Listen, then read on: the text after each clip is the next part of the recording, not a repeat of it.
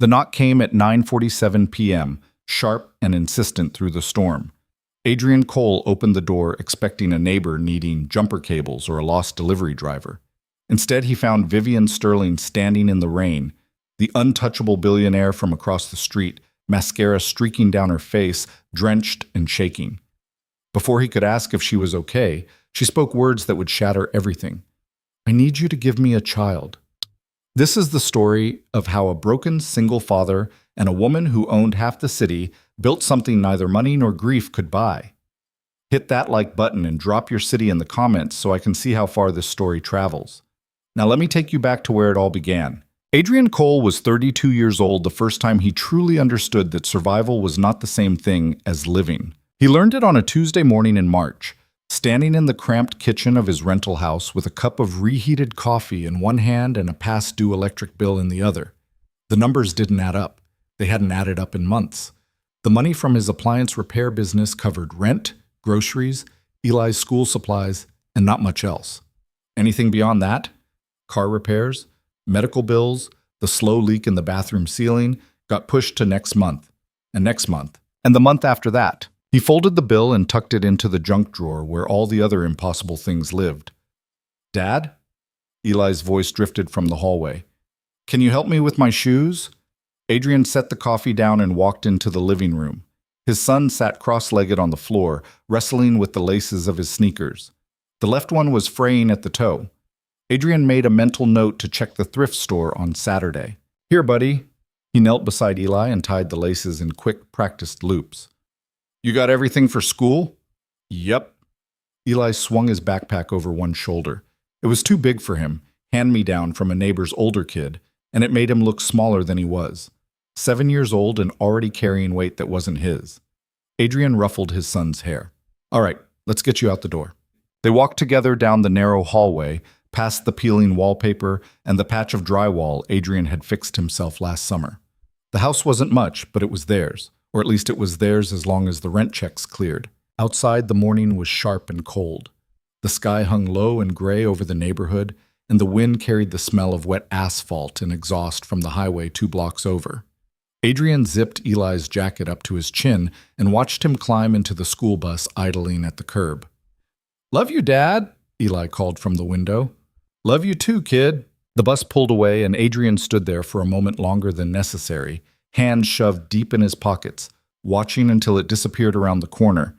Then he turned and walked back toward the house. That's when he saw her.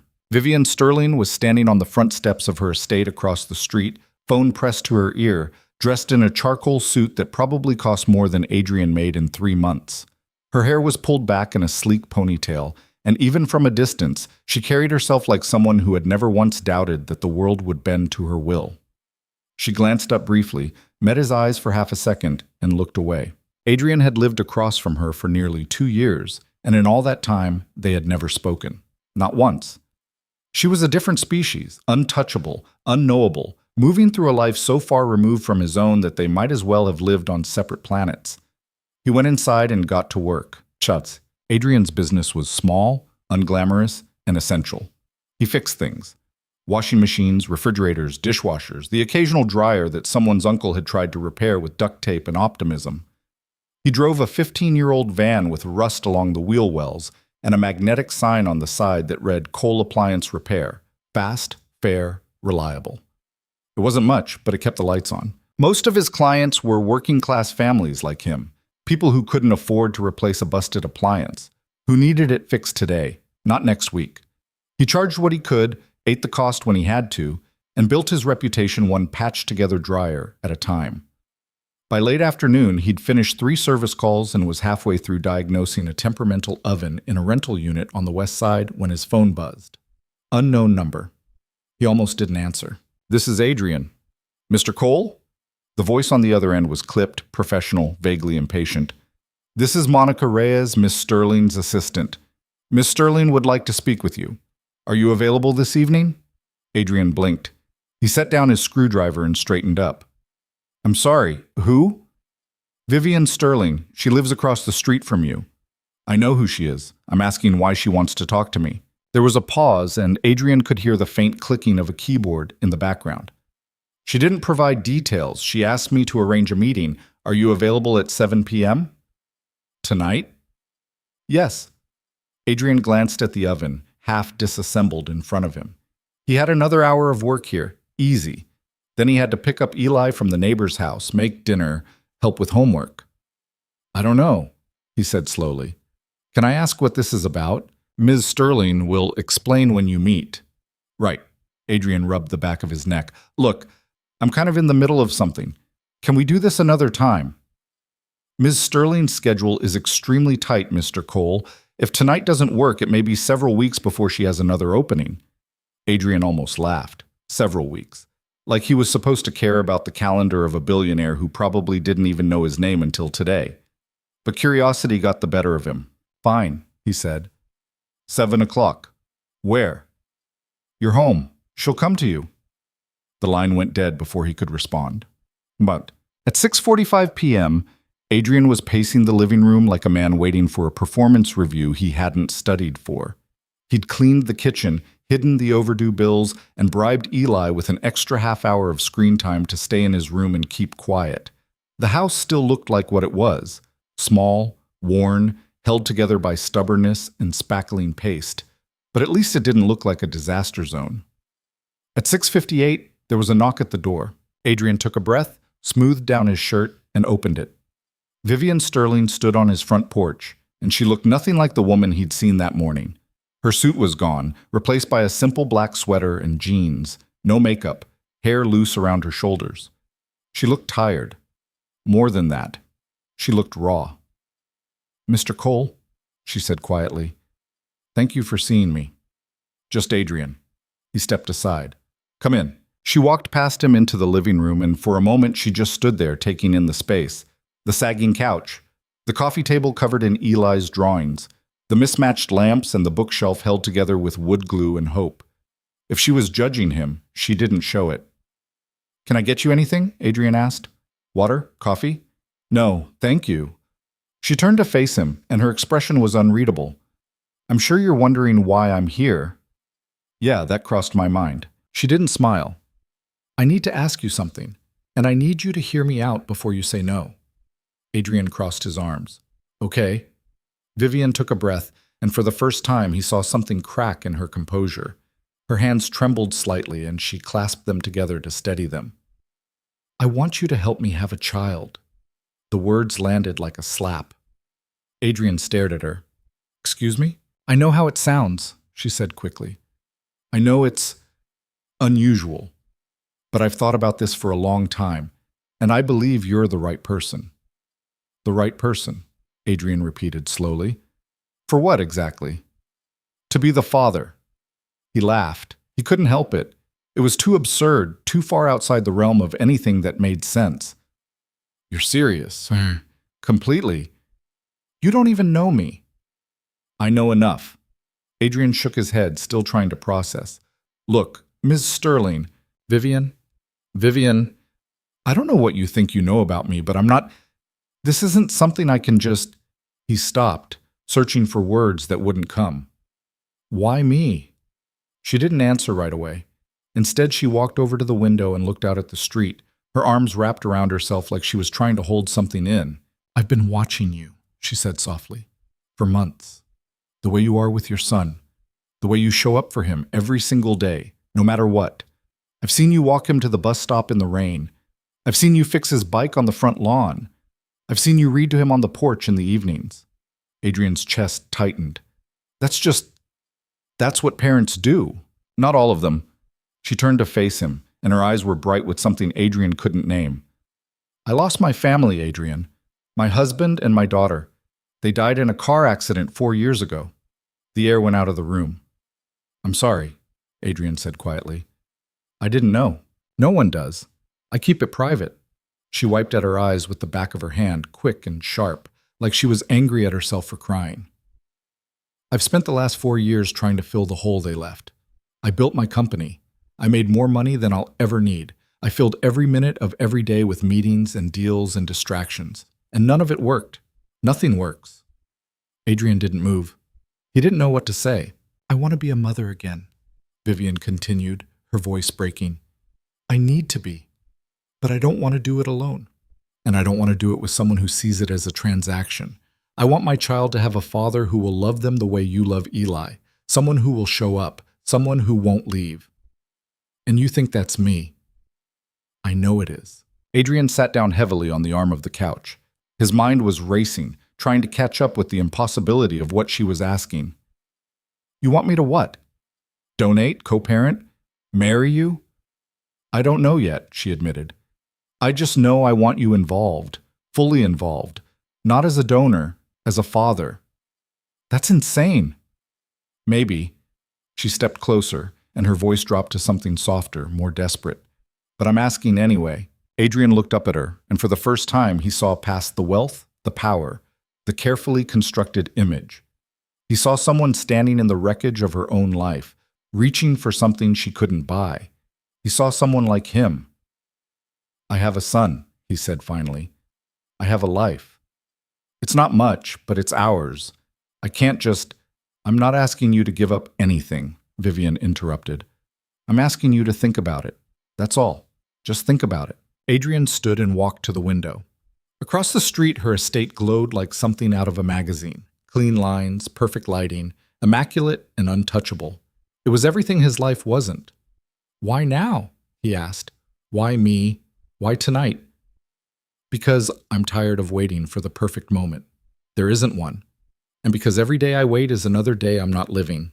He turned to look at her. I don't even know what to say to this. Then don't say anything yet. Just think about it. She reached into her pocket and pulled out a card, simple, white, with a phone number printed in black ink. She set it on the coffee table. Call me if you want to talk more. If you don't, I'll understand. She walked to the door and Adrian followed her. Vivian, he said as she stepped outside, this is a lot. I know. She looked back at him, and for a moment her expression softened. But I wouldn't have asked if I didn't believe you could handle it. Then she was gone, disappearing into the dark, leaving Adrian standing alone in the doorway with a business card on his table and a question lodged in his chest like a stone.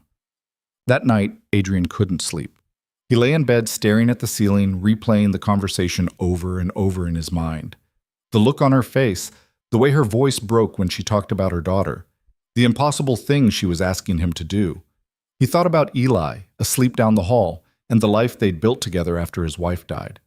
It hadn't been easy, it hadn't been clean, but it had been theirs. And now a woman he didn't know was asking him to risk it all.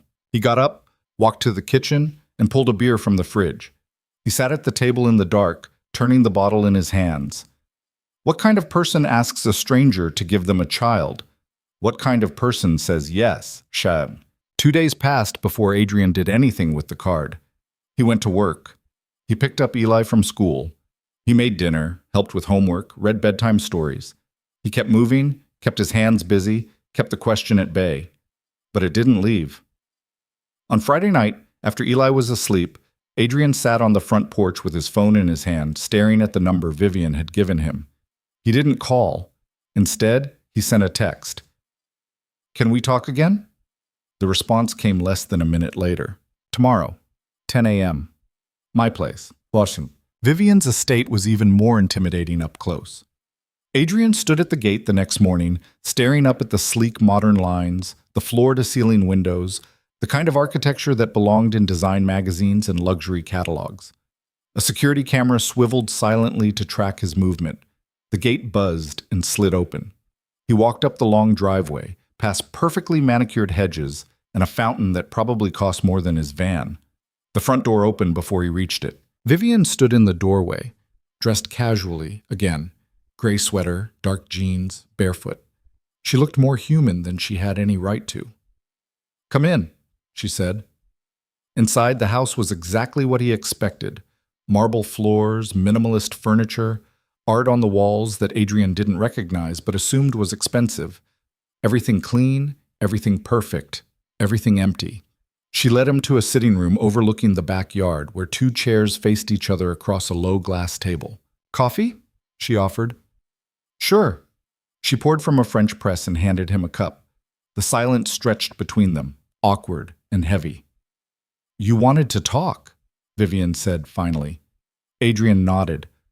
I need to understand what you're actually asking for, because right now, it sounds like you want me to be a sperm donor and a dad, and I don't know what else. I want you to be a father, she said simply. Not a donor, not a name on a birth certificate, a real father. And what does that look like to you? She hesitated. I don't know yet. I just know I don't want to do this alone. I don't want my child to grow up without a father, and I don't want to choose someone who sees this as a favor or a business arrangement. So you chose a guy you've never spoken to. I chose someone I've watched be a good father from a distance. That's more than most people have to go on. Adrian set his cup down. You realize how strange this is, right? Yes. You realize I could say no, and that would be the end of it. Yes. So why do I get the feeling you think I'm going to say yes? Vivian smiled faintly. Because you're still here. He couldn't argue with that. I have questions, Adrian said. A lot of them. Ask. What happens if I say yes? Do we? He stopped, suddenly aware of how absurd the conversation was. I don't even know how to ask this. We would try to conceive, Vivian said calmly, as if discussing a business merger. Naturally, if you're comfortable with that, or through IVF, if you're not. Adrian rubbed his face. And then what? Then we figure it out, together. That's not an answer. It's the only answer I have. She leaned forward, her expression serious. I can't promise you this will be easy. I can't promise it won't be complicated. But I can promise I won't shut you out. If we do this, you'll be part of everything, every decision, every step. Adrian stood and walked to the window. The backyard stretched out like a postcard. Perfect lawn, stone patio, pool covered for winter. It was beautiful and lifeless. I lost my wife 3 years ago, he said quietly. Cancer. She fought for 14 months, and then she was gone. I spent the last 3 years trying to be enough for Eli, trying to be both parents, trying not to fall apart. Vivian didn't respond. She just listened. I don't know if I have anything left to give, Adrian continued. I'm barely keeping my head above water as it is. I'm not asking you to save me, Vivian said softly. I'm asking you to help me build something. He turned to face her. Why does it have to be me? Because you understand loss. Because you didn't let it destroy you. Because your son is proof that you know how to love someone even when the world is falling apart. She stood and crossed the room to stand beside him. I need someone who gets it, and I think you do. Adrian looked at her, really looked at her, and saw the cracks in the armor, the exhaustion, the desperation, the hope she was trying not to show. He thought about Eli, about the life they'd built, about what it would mean to bring another person into that fragile balance. And then he thought about the look on Vivian's face when she talked about her daughter. If I say yes, he said slowly, this doesn't happen overnight. I need time. I need to think about what this means for Eli, for me, for all of us. I understand. And if we do this, I'm not just a donor. I'm a father, full stop. That means I'm involved. That means I get a say. I wouldn't want it any other way. Adrian nodded slowly. Then I need some time. Take as much as you need. He walked to the door, and Vivian followed him. Thank you for hearing me out, she said. Don't thank me yet. I haven't decided anything. I know, but you didn't walk away. He looked at her one more time, then stepped out into the cold morning air. That night, Adrian sat Eli down after dinner. Hey, bud, he said gently. Can we talk about something? Eli looked up from his drawing. Am I in trouble? No, nothing like that. Adrian pulled out a chair and sat across from him. I need to ask you a question, and I need you to be honest with me. Okay? How do you feel about it being just the two of us? Eli frowned, thinking. I don't know. It's always been just us. I know. But if things changed, if someone else came into our lives, how would you feel about that? Like a new mom? Adrian hesitated. Maybe. Or maybe just someone who's around more. Someone who's part of our family. Eli shrugged. I guess it would be okay. As long as they're nice. And as long as I'm still here, right? Yeah. Eli grinned. You're not allowed to leave. Adrian smiled and ruffled his son's hair. Deal, Pat.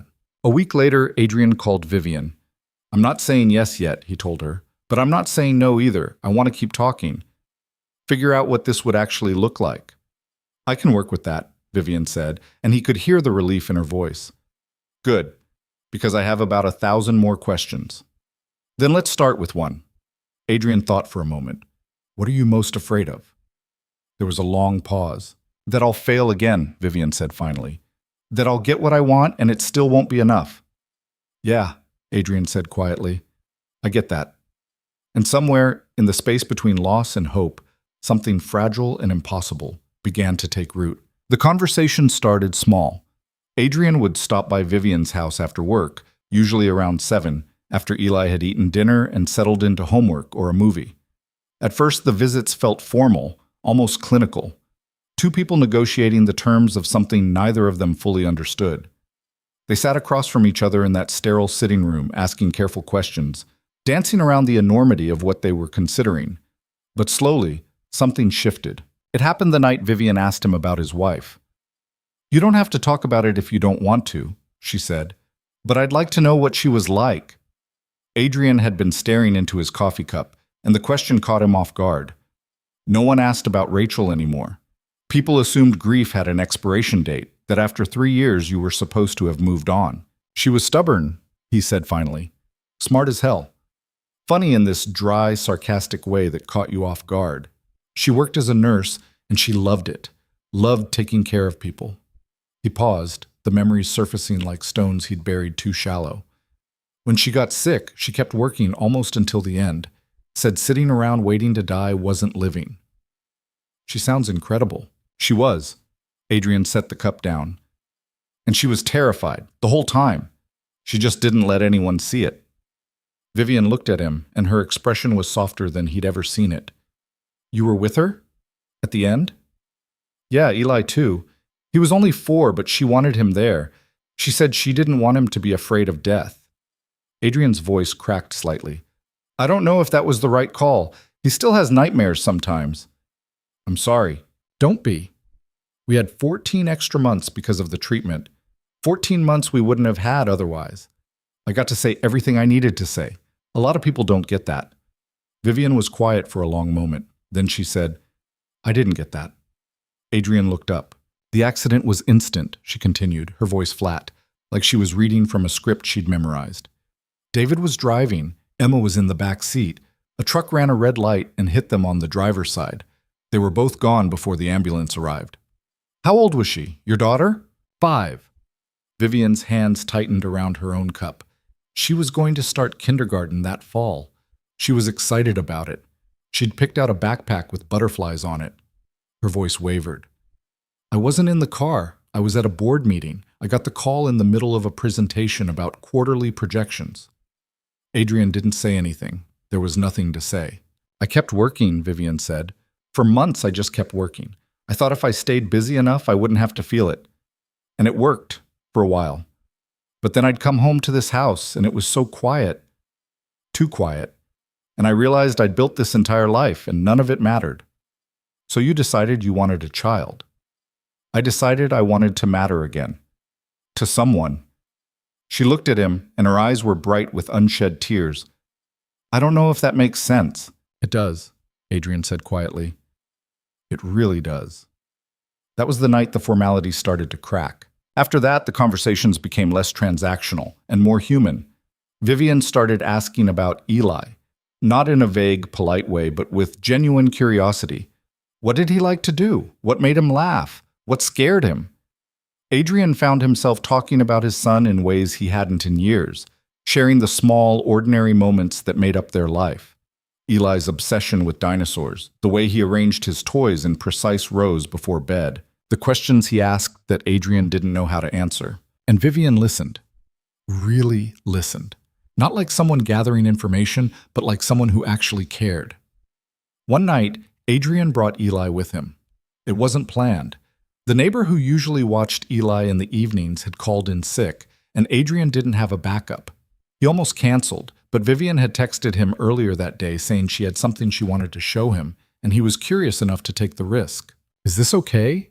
He asked when Vivian opened the door and saw Eli standing beside him, clutching a worn stuffed triceratops. Vivian's expression shifted, surprised, then something else Adrian couldn't quite read. "Of course," she said. "Come in." Eli stepped inside and immediately froze, staring up at the vaulted ceiling, the chandelier, the polished floors. "Whoa," he breathed. "Do you live in a castle?" Vivian smiled, and it was the first real smile Adrian had seen from her. "Not quite, but it is pretty big, isn't it?" "It's huge." Eli turned in a slow circle, taking it all in. "Do you have a pool?" "I do. It's out back. Maybe next time, if it's warmer, you can see it." "Cool." Eli looked up at Adrian. "Can I explore?" "Stay where I can see you," Adrian said. "And don't touch anything expensive." "Everything here looks expensive," Eli pointed out, but he wandered off toward the living room anyway, his footsteps echoing on the marble. Vivian watched him go, and when she turned back to Adrian, her eyes were glassy. "He looks like you." "Yeah, poor kid got my ears." "I didn't mean it like that." She crossed her arms, and for a moment she looked fragile. "He's beautiful." Adrian didn't know what to say to that, so he just nodded. They sat together in the living room while Eli explored, keeping one eye on him as he examined the bookshelves, the art, the strange sculptures Vivian had scattered around the room. At one point, Eli stopped in front of a large abstract painting and tilted his head. "What's this supposed to be?" he asked. Vivian walked over and stood beside him. "I'm not sure. What do you think it is?" Eli squinted at it. "A tornado, or maybe spaghetti." Vivian laughed, a real unguarded laugh that filled the room. "You know what? I think you're right. It does look like spaghetti." Adrian watched them standing there together, this billionaire in her immaculate home and his 7-year-old son in his frayed sneakers, and something in his chest loosened. Later, after Eli had fallen asleep on Vivian's couch, curled up with his triceratops tucked under his chin, Adrian and Vivian sat on the patio overlooking the backyard. The pool glowed faintly in the dark, its surface smooth and undisturbed. "He's a good kid," Vivian said. "He is. He's been through a lot, but he's tough." "He's lucky to have you." Adrian shook his head. "I'm the lucky one." Vivian looked at him, and her expression was serious. If we really do this, I need to know you're not just doing it because you feel sorry for me." "I don't feel sorry for you." "Then why are you still here?" Adrian leaned back in his chair and stared up at the sky. The city lights drowned out most of the stars, but a few stubborn ones still flickered through. "Honestly, I don't know. Maybe because I get it. What it's like to lose everything and keep going anyway. Or maybe because this is the first time in 3 years I've thought about something other than just surviving." "And what are you thinking about now?" "What it would mean. To say yes. To bring another person into the mess I'm already living." Vivian was quiet for a moment. Then she said, "It doesn't have to be a mess." "Everything's a mess, Vivian. You just get better at hiding it." She smiled faintly. "Fair point." They sat in silence for a while, the weight of the decision hanging between them. Finally, Vivian spoke again. "I know this is asking a lot, and I know it's not fair to put this on you, but I need you to know, I'm not looking for someone to fix me. I'm not looking for a husband or a partner or anything like that. I just want to be a mother again, and I want my child to have a father who will love them." "And you think I can do that?" "I know you can." Adrian looked over at her, and for the first time he saw past the armor she wore. He saw the grief, the loneliness, the hope she was trying not to let herself feel, and he saw someone who was just as terrified as he was. "I'll think about it," he said finally. "That's all I'm asking." He carried Eli out to the van a little while later, buckling him into the back seat while the boy mumbled sleepily about spaghetti tornadoes. Vivian stood in the doorway, watching them leave, and Adrian caught her gaze in the rearview mirror as he pulled away. He didn't know what he was going to do, but he knew he wasn't ready to walk away yet. Over the next few weeks, the visits became routine. Adrian would stop by 2 or 3 times a week, sometimes with Eli, sometimes alone. They talked about everything and nothing. Childhood memories, worst jobs, favorite foods, the things that kept them up at night. Vivian told him about building her company from the ground up, the deals that had made her fortune, the enemies she'd made along the way. Adrian told her about the first appliance he'd ever fixed, the time he'd accidentally electrocuted himself, the customer who'd paid him in homemade tamales because she didn't have cash. The more time they spent together, the more the strangeness of the arrangement faded. It stopped feeling like a negotiation and started feeling like something else, something closer to friendship. But the question still loomed. One night, Vivian brought it up directly. "I don't want to pressure you," she said, "but I need to know if this is something you're seriously considering or if you're just humoring me." Adrian had been expecting this. He set down his glass and met her eyes. "I'm considering it. I wouldn't keep coming here if I wasn't. But I need to know what happens if it doesn't work. If we try and nothing happens, or if something goes wrong, I need to know you're not going to fall apart." Vivian frowned. "I'm not that fragile." "I didn't say you were, but I've seen what hope does to people when it doesn't pan out. I've lived it, and I need to know you can handle that." She looked away, her jaw tight. "I've handled worse." "Have you?" "Yes." Her voice was sharp, defensive. "I buried my husband and my daughter. I kept my company running. I didn't fall apart." "No, you just filled the void with work and told yourself that was enough." Vivian's eyes snapped back to him, and for a moment he thought she might throw him out. But instead she just exhaled slowly. "You're not wrong. I'm not trying to be cruel. I'm trying to be honest." "I know." She rubbed her temples. "And you're right. I don't know if I can handle another loss. I don't know if I'm strong enough. Then maybe we shouldn't do this. Maybe."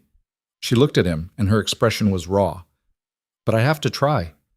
I can't spend the rest of my life wondering what if." Adrian understood that. He'd spent the last 3 years living in what ifs, trapped between the life he'd had and the life he was supposed to build. And he was tired of it. "All right," he said slowly. "If we're going to do this, we do it right. No halfway. No backing out when it gets hard." "Agreed. And we need ground rules, clear ones." "Like what?" Adrian thought for a moment. "First, Eli comes first. Always. If this starts affecting him negatively, we stop." "Understood." "Second, we're honest with each other. No secrets, no games. If something's not working, we talk about it." "Okay." "Third," he paused, trying to find the right words. "If we do this, I'm not just a sperm donor. I'm a father. That means I'm involved in everything. Decisions, doctor's appointments, everything. I wouldn't want it any other way. And if it works, if we actually have a child, we figure out custody and co-parenting and all of that before the baby's even born. I'm not going to spend the next 18 years fighting over my own kid." Vivian nodded. "We'll put it in writing if we have to." "We will." Adrian leaned forward. "And one more thing. We take this slow. We don't rush into anything. We make sure we're both ready." "How slow?" "As slow as it takes." Vivian smiled faintly. "You drive a hard bargain, Adrian Cole." "I'm protecting my kid. And yours." "I know. That's why I chose you." They shook hands across the table, and Adrian felt the weight of the decision settle over him, like a coat he wasn't sure he was ready to wear. But he was in. For better or worse, he was in. The weeks that followed were strange and surreal. Adrian and Vivian started spending more time together, dinners, walks, long conversations that stretched late into the night. They talked about what kind of parents they wanted to be, what values they wanted to pass on, what mistakes they were afraid of making. Vivian admitted she was terrified of being too controlling, of trying to shape her child into something they weren't. Adrian admitted he was terrified of not being enough, of failing the way he sometimes felt he was failing Eli. "You're not failing him," Vivian said one night. "He's happy. He's healthy. He loves you. That's not failure. It doesn't always feel like enough." "It is, though. Trust me. Emma didn't need me to be perfect. She just needed me to be there." Adrian looked at her, and he saw the ache in her eyes, the wound that hadn't healed. "You miss her." "Every day." Vivian's voice was barely a whisper. "I see her in everything. Every little girl I pass on the street. Every laugh I hear, every butterfly." "Does it get easier?" "No, but you get better at carrying it." Adrian nodded. He knew that weight. He carried it too. One Saturday afternoon, Vivian came to Adrian's house for the first time. She stood on his front porch in jeans and a sweater, looking almost nervous, and Adrian had to suppress a smile. "Welcome to the other side of the street," he said, stepping aside to let her in. She walked through the small living room, taking in the mismatched furniture, the peeling paint, the toys scattered across the floor. If she was judging, she didn't show it. It's cozy, she said. It's a mess. It's lived in. That's different. Eli came barreling down the hallway, skidding to a stop when he saw Vivian. Hi, are you staying for lunch? If your dad doesn't mind. Adrian shrugged. We're having grilled cheese, nothing fancy. Perfect. They ate together at the kitchen table, Eli chattering nonstop about a science project he was working on, something involving volcanoes and too much baking soda. Vivian listened with genuine interest, asking questions, laughing at his enthusiasm. And Adrian watched them, this unlikely pair, and felt something he hadn't felt in years. Hope. After lunch, Eli dragged Vivian outside to show her the treehouse Adrian had built in the backyard, a rickety structure held together with nails, hope, and sheer stubbornness. Vivian climbed up the ladder carefully, and when she reached the top, she looked out over the neighborhood and smiled. You built this? She asked. Yeah, it's not much, but Eli loves it. It's perfect. They sat up there for a while, legs dangling over the edge, while Eli ran around below pretending to be a dinosaur. The afternoon sun was warm, and the world felt smaller, quieter, like it had shrunk down to just the three of them. I could get used to this, Vivian said softly. Used to what? This. Being part of something. Adrian looked at her, and he saw the loneliness she'd been carrying, the emptiness she was trying to fill. And he realized, with a jolt of clarity, that he was lonely too. He'd been so focused on being strong for Eli, on holding everything together, that he'd forgotten what it felt like to let someone else in. Yeah, he said. Me too. That night, after Vivian left and Eli was asleep, Adrian sat on the couch and thought about the decision he was about to make. It wasn't rational. It wasn't safe. It was messy and complicated and full of unknowns. But it was real. And maybe that was enough. He picked up his phone and sent Vivian a text. I'm in. Let's do this. Her response came almost immediately. Are you sure? He thought about it for a long moment. Then he typed, No, but I'm doing it anyway. The next step was harder than either of them expected. They met with a doctor, a fertility specialist Vivian had researched extensively, and sat through an appointment that felt more like a business meeting than a medical consultation. The doctor explained the options, the timelines, the success rates. She asked questions about their medical histories, their expectations, their relationship. So you're not married, the doctor said, glancing between them. No, Vivian said, but we're committed to co-parenting. And you're comfortable with that, Mr. Cole? Adrian nodded. Yeah, we've talked it through.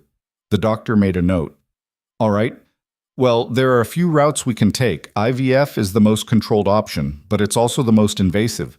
Natural conception is simpler, but it requires more time and patience. Adrian felt his face heat up. He hadn't really thought about the mechanics of this, the actual how of it. And now, sitting in a sterile office with a stranger asking about their sex life, the reality was hitting him hard. We'll need some time to discuss that, Vivian said smoothly. Of course, take your time. When you're ready, we can move forward. They left the appointment in silence, and it wasn't until they were back in Vivian's car that Adrian finally spoke. That was weird. Vivian laughed, a short, sharp sound. Yeah, it was. I didn't really think about, the actual process. Neither did I. She gripped the steering wheel, staring straight ahead. We don't have to decide right now. I know, but we should probably talk about it. Okay, let's talk. Adrian took a breath. IVF feels safer, more controlled, but also more clinical. Yeah. Vivian turned to look at him. What do you want to do? I don't know. What do you want? She hesitated. I want it to feel real, not like a transaction. So, not IVF. I don't know. Maybe. She rubbed her face. This is harder than I thought it would be. Yeah. Adrian leaned back in his seat. Look, we don't have to decide today. Let's just take it one step at a time. Okay. But the question lingered between them, unspoken and uncomfortable. Over the next few weeks, they danced around it. They spent more time together, growing closer, learning each other's rhythms. Vivian started coming to Adrian's house more often, sharing dinners, helping Eli with homework, slowly becoming part of their routine. And Adrian found himself looking forward to her visits, to the sound of her laugh, to the way she fit into the spaces his life had left empty. One night, after Eli had gone to bed, they sat together on Adrian's couch, a bottle of wine open on the coffee table between them. "I've been thinking," Vivian said. "About? About what the doctor said, about our options." Adrian's stomach tightened. "Yeah? I think we should try naturally, if you're okay with that." He looked at her, searching her face. "Are you sure?" "No, but I don't want this to feel like a medical procedure. I want it to feel like we're choosing this, together." Adrian set his glass down. His heart was pounding, and he wasn't sure if it was fear or something else. "Vivian, if we do that, it changes things. Between us." "I know. We can't go back from that." "I know." She met his eyes, and her expression was steady. "But I think we're already past the point of going back." She was right. They both knew it. Adrian reached out and took her hand, and she didn't pull away. Her fingers were warm, her grip firm, and for the first time in 3 years, Adrian let himself feel something other than grief. "Okay," he said quietly. "Let's do it." Vivian nodded, and he saw the fear in her eyes, the hope, the terrible vulnerability of wanting something this much. They didn't rush. They finished the wine, talked about logistics, about timing, about what this would mean. And when the conversation finally ran out, they just sat there, holding hands in the dim light. Two people standing on the edge of something they couldn't predict. But they were standing there together. And for now, that was enough. The first attempt happened on a Thursday night in late April. Vivian had checked her cycle obsessively, consulted with the doctor twice, and planned everything down to the hour. She showed up at Adrian's door at 8:30, after Eli had gone to sleep, carrying a small overnight bag and wearing an expression that was equal parts determination and terror. Adrian let her in without a word. They'd talked about this moment for weeks, circling around it in careful conversations, building up to it like people preparing to jump off a cliff. Now that it was here, neither of them seemed to know what to say. "Do you want something to drink?" Adrian asked, because it seemed like the kind of thing you were supposed to offer. "No, I'm okay." Vivian set her bag down by the couch. Her hands were shaking slightly. "Are you okay?" "Honestly, I have no idea." She laughed, a nervous sound that broke some of the tension. "Yeah, me neither." They stood there in the living room, the silence stretching out between them, and Adrian realized how absurd this was. They'd spent months talking, planning, building trust, and now they were supposed to just go upstairs and make a baby like it was a task on a to-do list. "This is weird, right?" he said. "It's not just me?" "It's extremely weird." "Okay, good." He ran a hand through his hair. "I just wanted to make sure we were on the same page." Vivian smiled faintly. "We are." They went upstairs together, and Adrian's bedroom felt suddenly too small, too intimate. He'd cleaned it earlier, changed the sheets, lit a candle on the dresser because he'd read somewhere that it helped set the mood. But now the candle just felt ridiculous, and he wished he'd left the lights off entirely. Vivian stood by the window, looking out at the street below. "I haven't done this in a long time," she said quietly. "Yeah, me neither. I mean, not since David." Adrian walked over and stood beside her. "Rachel was the only person I'd ever been with, before her and after her, so this is new." "Yeah." She turned to face him, and her eyes were wide, vulnerable in a way he'd never seen. "We don't have to do this tonight. If you're not ready..." "I'm ready. I'm just..." He stopped, searching for the right word. "Scared, I guess." "Of what?" "Of screwing this up, of it being awkward, of it meaning something it's not supposed to mean." Vivian reached out and took his hand. Her palm was warm, her grip steady. "It's going to be awkward. We both know that. But we're doing this for the right reasons. That has to count for something." Adrian nodded. She was right. They were doing this because they both wanted a child, because they both understood loss, because they'd somehow found in each other something they couldn't find anywhere else. It wasn't romance. It wasn't a fairy tale. It was two broken people trying to build something whole. He leaned in and kissed her. It was tentative at first, careful, like they were testing the waters. But then Vivian's hand came up to the back of his neck, and the kiss deepened, and suddenly it wasn't careful anymore. It was real and urgent and filled with all the things they hadn't said out loud. When they finally pulled apart, both of them were breathing hard. "Okay," Vivian whispered. "Okay." They didn't talk after that. They didn't need to. They moved together with a kind of quiet understanding, shedding layers, finding their way through the awkwardness and the fear, until there was nothing left but skin and breath, and the terrible, beautiful vulnerability of letting someone see you completely. It wasn't perfect. It was fumbling and uncertain and punctuated by nervous laughter when Adrian's elbow hit the headboard and Vivian apologized for her cold feet. But it was real. And when it was over, they lay tangled together in the dark, neither of them quite ready to let go. That was, Vivian started. Yeah. Do you think? I don't know. Maybe. She turned on her side to face him, and even in the dim light, he could see the hope in her eyes. What happens now? Now we wait, Adrian said, and we try not to lose our minds. Vivian laughed softly. Too late for that. She stayed the night, and Adrian woke up at dawn to find her still there, curled up on her side with one hand tucked under her cheek. For a moment he just watched her, this powerful woman who'd built an empire, now looking small and fragile in the morning light. Then Eli's footsteps sounded in the hallway, and Adrian slipped out of bed before his son could walk in and ask questions he wasn't ready to answer. 2 weeks later, Vivian took a pregnancy test. It was negative. She called Adrian from her car, her voice flat and distant. It didn't work. Okay, Adrian said, trying to keep his own disappointment out of his voice. That's okay.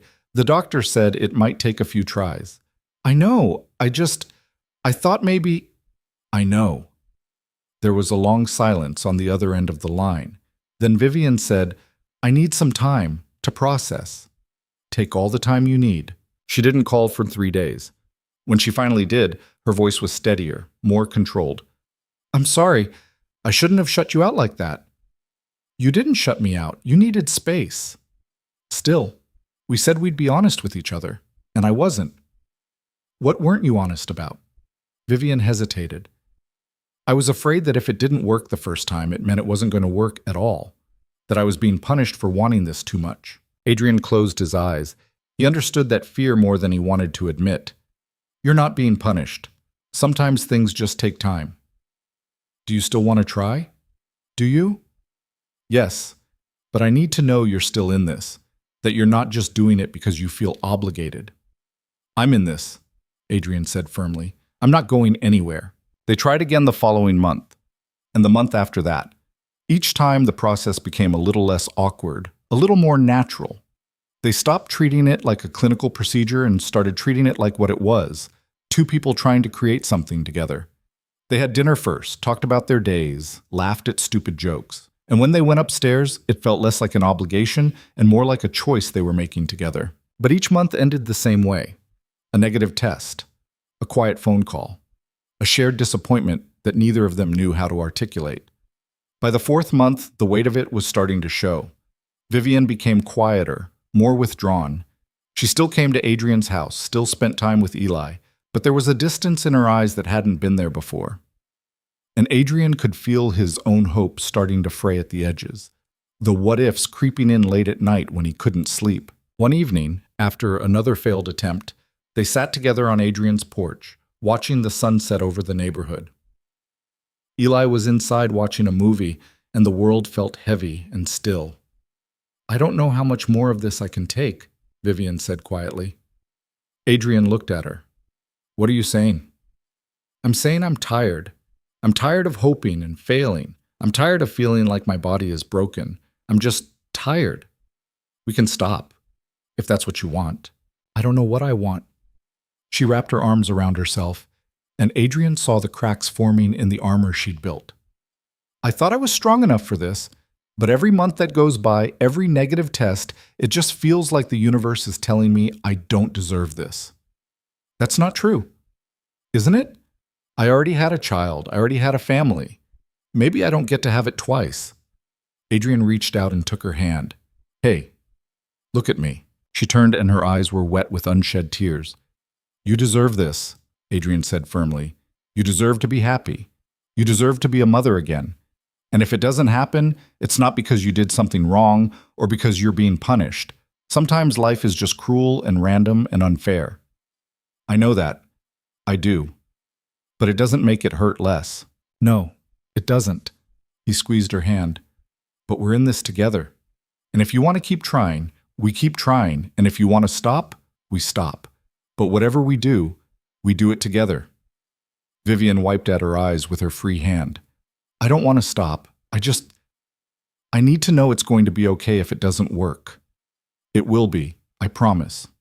She looked at him for a long moment, searching his face. Then she nodded. Okay. They tried again the next month. And the next. And slowly, painfully, Adrian started to realize that something had shifted between them. They weren't just two people trying to have a child anymore. They were something else, something deeper, more complicated. They'd become each other's anchor, the person they turned to when the weight became too much to carry alone. And somewhere in the middle of all the hoping and failing, Adrian had fallen in love with her. He didn't know when it happened.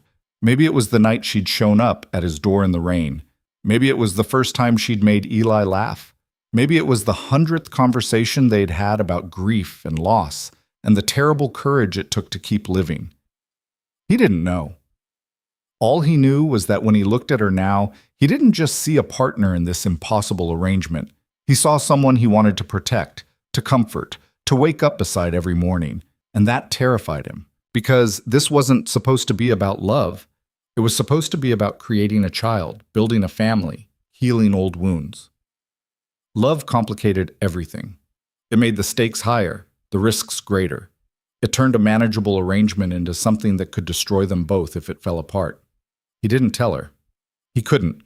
Not when she was already carrying so much weight, so much fear. So he kept it to himself and tried to pretend that nothing had changed. But Eli noticed. One night after Vivian had gone home, Eli climbed into Adrian's lap and looked up at him with those two wise eyes. "Dad?" he said. "Do you like Vivian?" Adrian's heart skipped.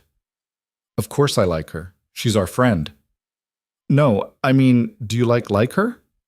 "Where did you hear that phrase?" "School." Eli shrugged.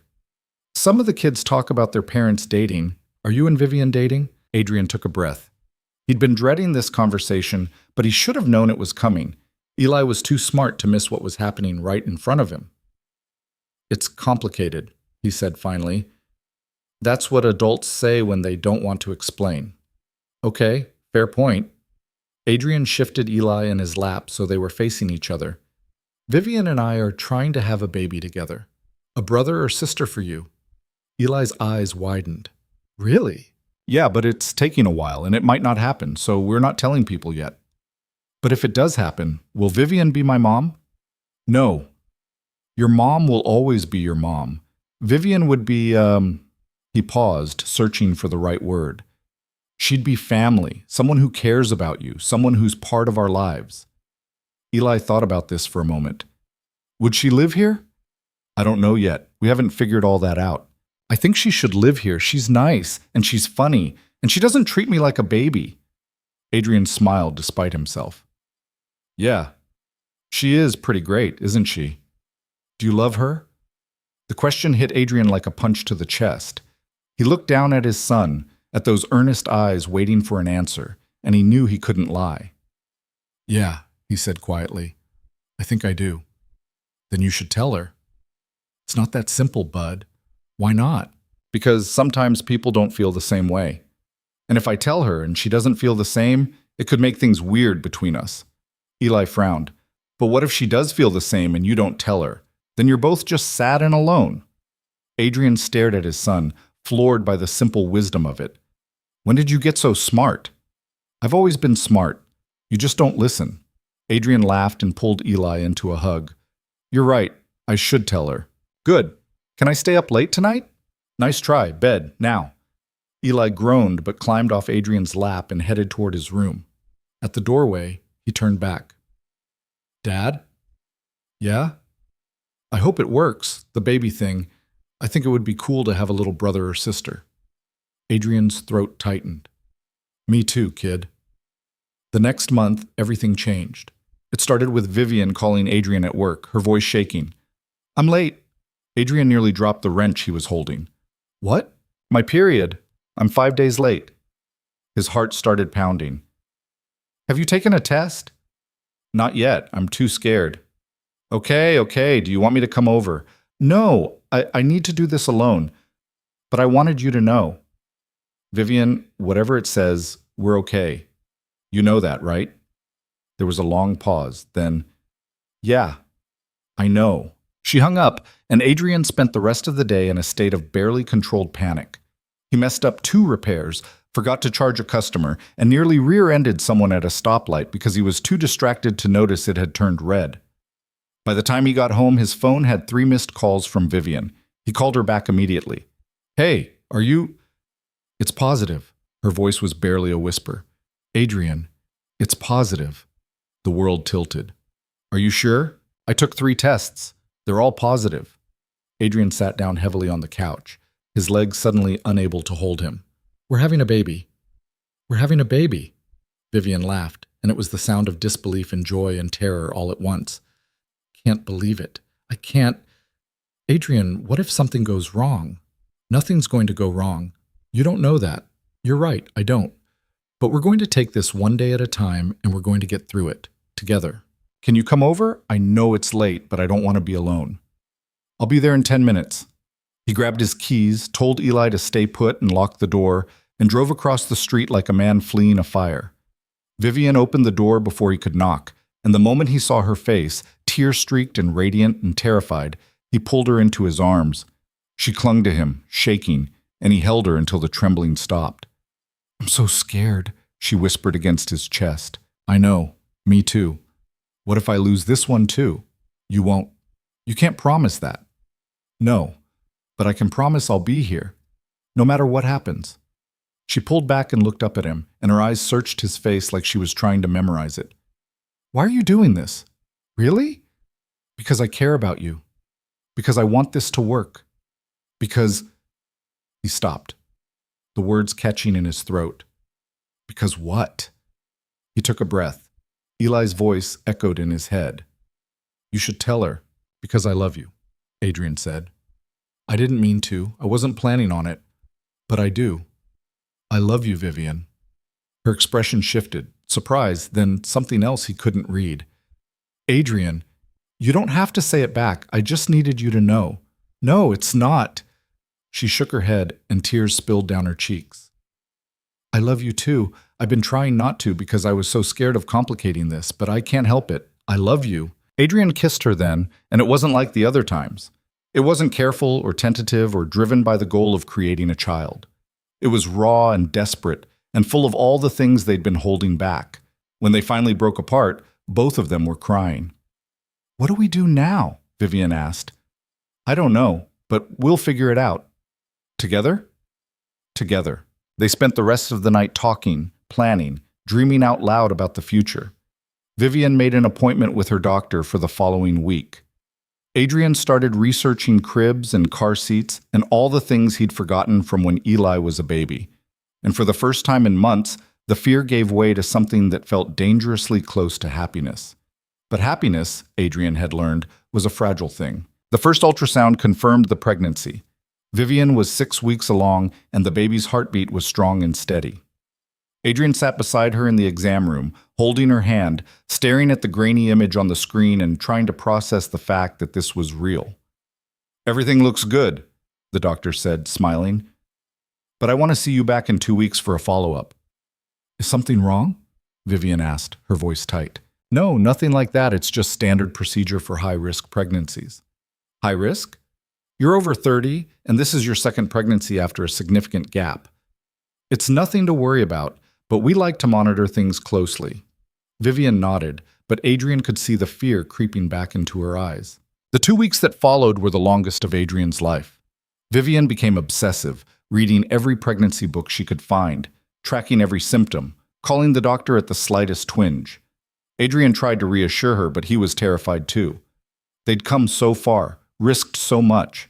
The thought of losing it now was unbearable. The second ultrasound brought relief. The baby was growing, the heartbeat still strong. Vivian cried through the entire appointment, and Adrian held her hand so tightly his knuckles went white. You're doing great, the doctor said. Keep doing what you're doing. By the time they hit the 12-week mark, some of the fear began to ease. Vivian's body was changing, her clothes growing tighter, her energy fluctuating wildly. She moved through her days with a kind of cautious optimism, like someone walking on ice that might crack at any moment. And Adrian moved through his own life in a haze of disbelief. He was going to be a father again. He was in love with a woman who loved him back. He was building a family that looked nothing like what he'd imagined but felt more real than anything he'd ever known. But reality had a way of intruding. One evening, as Adrian and Vivian sat together on her couch, she brought up the question they'd been avoiding. "We need to talk about what happens after the baby's born," she said. Adrian set down his glass. "Okay. I've been thinking about custody, about where we'll live, about how we're going to make this work. And I don't know. I don't want to live in separate houses and split custody like divorced parents, but I also don't know if you're ready to move in here or if I'm ready to move in with you." Adrian had been thinking about the same thing. His house was too small, too run down, but Vivian's estate felt cold, impersonal, like a museum. Neither space felt like the right place to raise a child together. "What if we found somewhere new?" he suggested. "Somewhere that's ours, not yours, not mine. Ours." Vivian looked at him, surprised. "You'd be willing to do that?"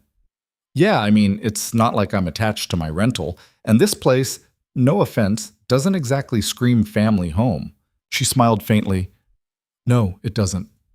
Then her expression grew serious. "Adrian, if we do this, if we move in together, it changes everything. We'd be a couple, a family. Are you ready for that?" "Are you?" "I asked you first." He took her hand. "I'm ready. I've been ready. I just didn't know if you were." Vivian leaned in and kissed him softly. "I'm ready too." They started looking at houses the following week. It was surreal, walking through open houses hand in hand, imagining their lives in these spaces. Adrian felt like an imposter, a guy who repaired washing machines pretending he belonged in homes with granite countertops and walk-in closets. But Vivian moved through each house with a critical eye, pointing out flaws, imagining possibilities, making it feel real. They found the house in early June. It was a 2-story colonial in a quiet neighborhood, with a big backyard and enough bedrooms for Eli, the baby, and a home office for Vivian. It needed work, new paint, updated fixtures, some landscaping, but it had good bones. And when Adrian walked through the front door and saw the light streaming through the windows, he felt something settle in his chest. "This is it," Vivian said, standing in the empty living room. "This is home." Adrian walked over and put his arm around her. "Yeah, it is." They made an offer that day, and it was accepted by the end of the week. Suddenly, impossibly, they were building a life together, but not everyone was happy about it. Vivian's business partners started asking questions. Her assistant began giving Adrian strange looks. And one afternoon, as Adrian was loading tools into his van, a sleek black car pulled up beside him. A woman stepped out, mid-50s, perfectly dressed, radiating authority. "Mr. Cole? That's me. I'm Margaret Chen. I serve on the board of Sterling Enterprises." She extended a hand, and Adrian shook it warily. "I was hoping we could talk." "About what?" "About Ms. Sterling and your relationship with her." Adrian's stomach tightened. "I don't think that's any of your business." "Perhaps not. But Vivian is not just a colleague. She's a friend. And I'm concerned about the choices she's making." "What choices?" Margaret's expression hardened. "She's pregnant, Mr. Cole. And from what I understand, you're the father." "That's right."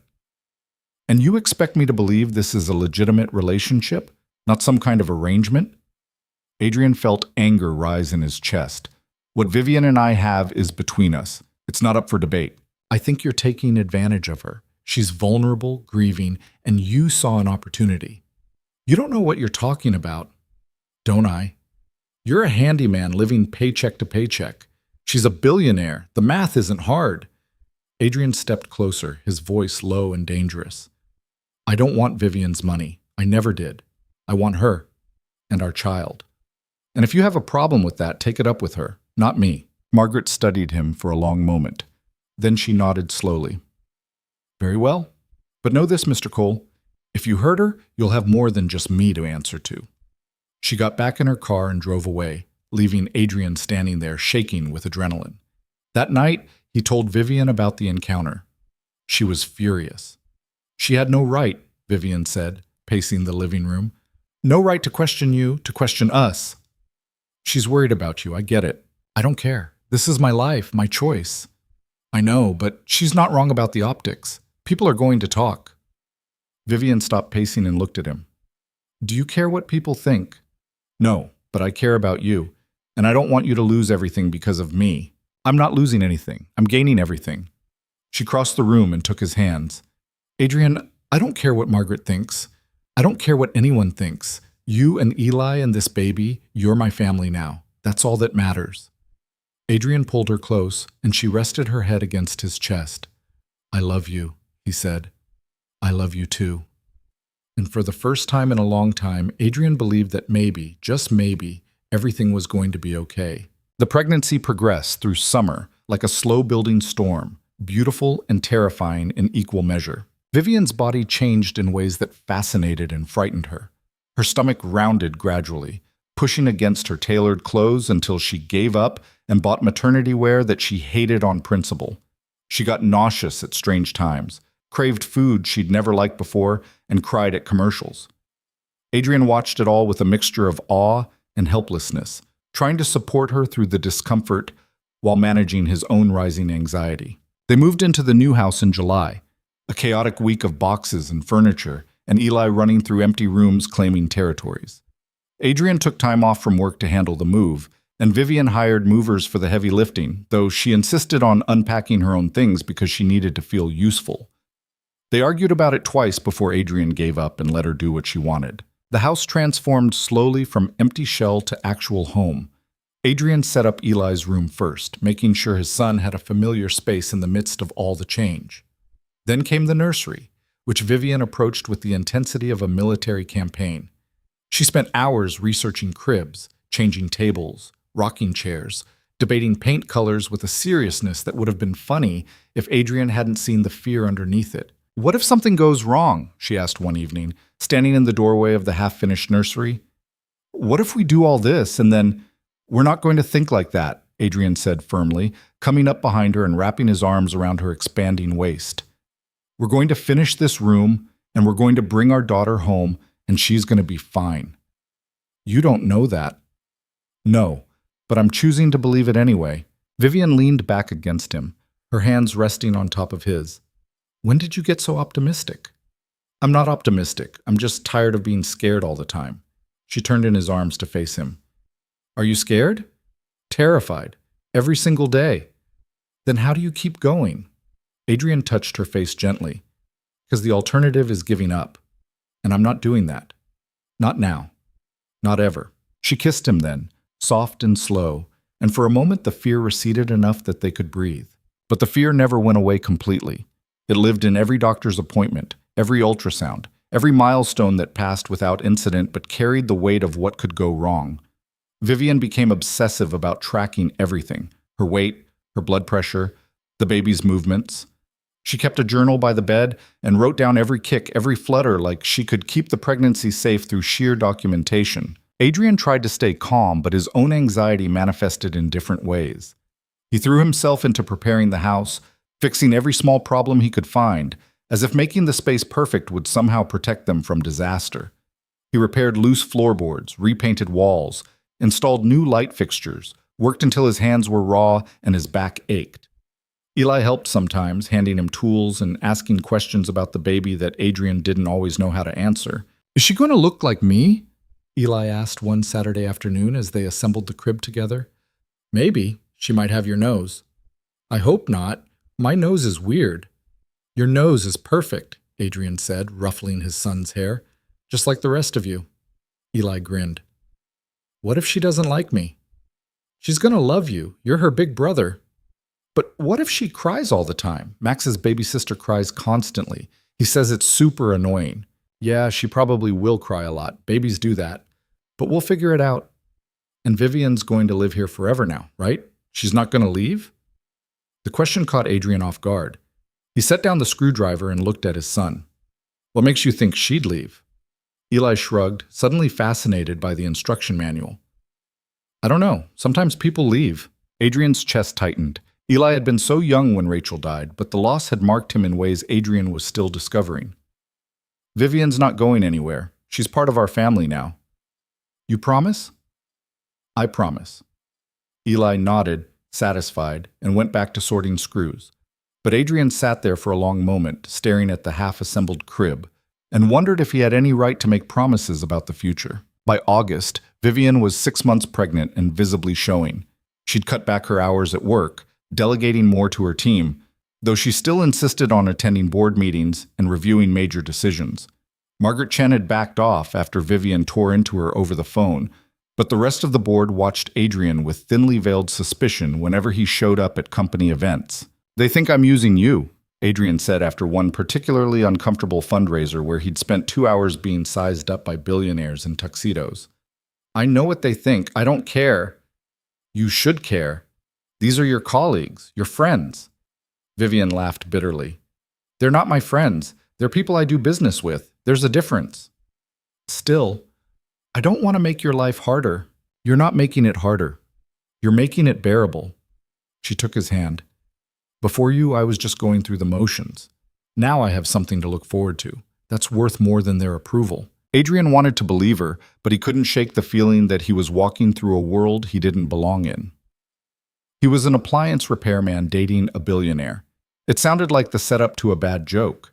And every time someone at one of Vivian's events asked what he did for a living, he saw the flicker of condescension in their eyes, the unspoken question of what someone like her was doing with someone like him. But then he'd come home to the house they'd built together, find Vivian and Eli cooking dinner in the kitchen, and none of the rest of it mattered. This was real.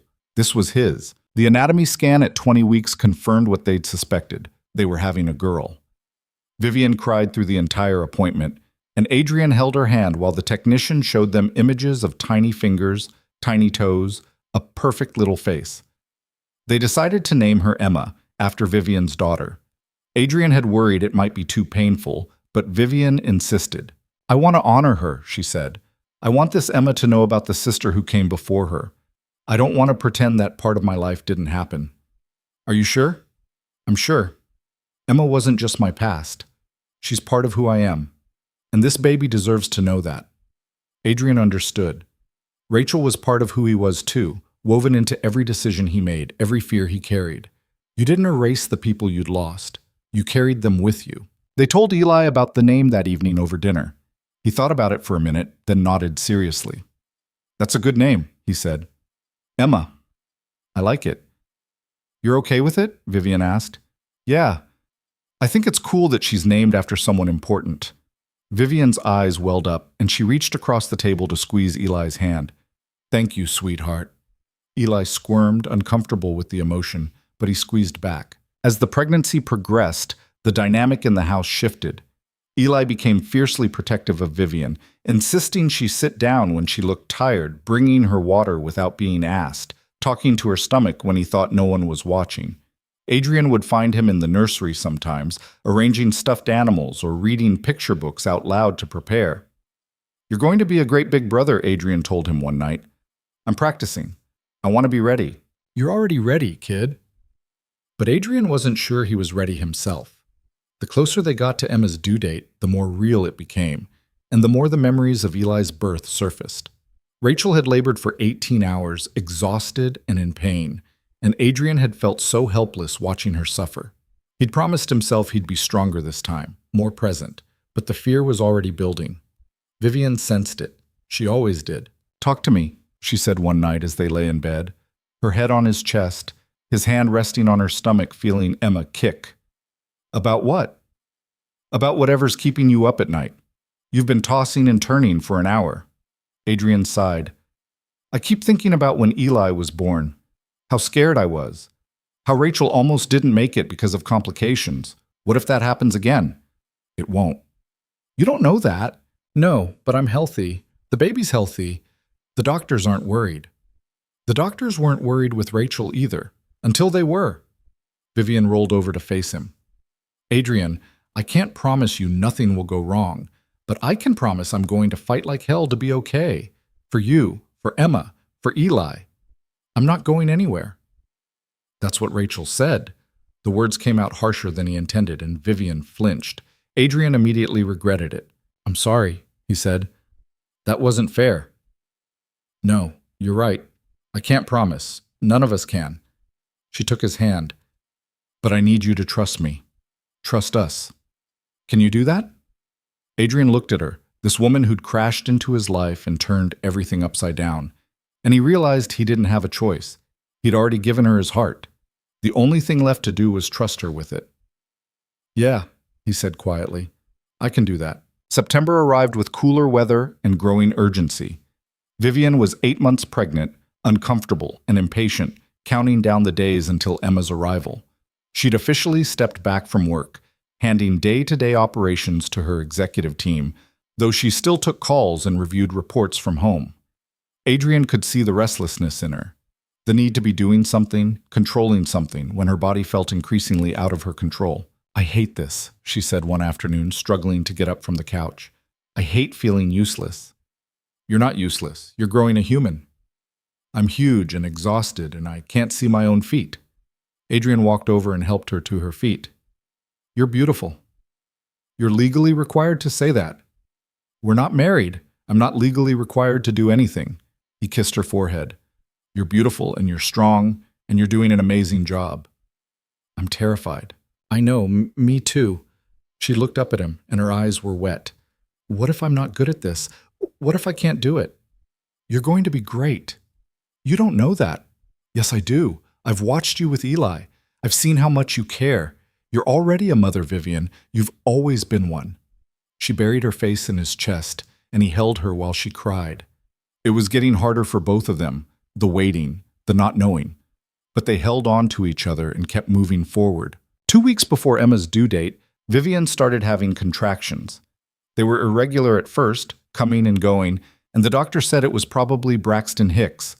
But they got stronger over the next few days, and by Thursday evening, Vivian was doubled over in the kitchen, gripping the counter and breathing through the pain. That's not Braxton Hicks, Adrian said, checking his watch. How far apart are they? I don't know, 10 minutes maybe?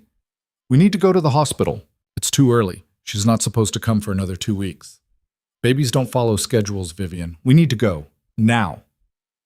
They called the neighbor to watch Eli, threw the hospital bag in the car, and drove through the city at 9 o'clock at night with Vivian breathing through contractions in the passenger seat. Adrian's hands were shaking on the steering wheel, his heart pounding so hard he thought it might burst through his chest. It's okay, Vivian said between contractions. We're okay. I know. You're a terrible liar. I know that too. They got to the hospital and were rushed to a delivery room. The nurses hooked Vivian up to monitors, checked her vitals, examined her. The contractions were coming every 7 minutes now, strong and regular. The doctor arrived, calm and efficient, and confirmed what Adrian already knew. You're in labor, she said. 4 centimeters dilated. We're having a baby tonight. Vivian's face went white. It's too early. It's a little early, but not dangerously so.